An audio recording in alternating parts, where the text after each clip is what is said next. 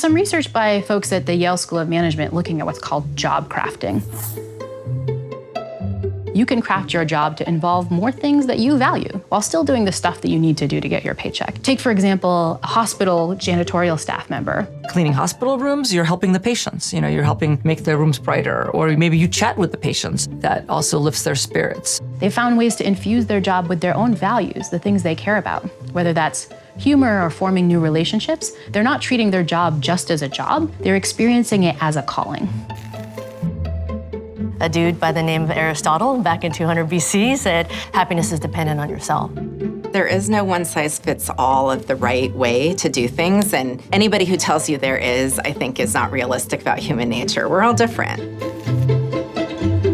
Scribble down, what are your strengths? And if you need help, there's lots of websites where you can get lists of strengths. And then try to think of ways that you can map your job description more onto those kinds of strengths. How could you kind of move your job a little bit to make it fit better with your own notions of what you find really valuable? If you are the kind of person that really resonates with humor, you could try to find ways to infuse a little bit more humor into your job description. You could try to infuse your job with a little bit more social connection. Instead of sending the email, walking out to talk to somebody. Most jobs have a tremendous amount of flexibility in terms of the practicals. If there's an ill fit between how they spend their time or how they need to work, then ultimately people do leave the job.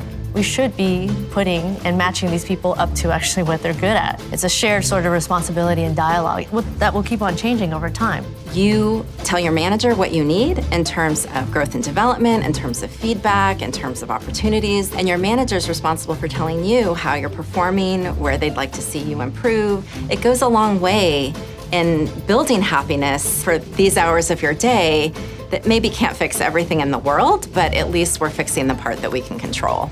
Your job isn't what's in your job description, it's what you make of it.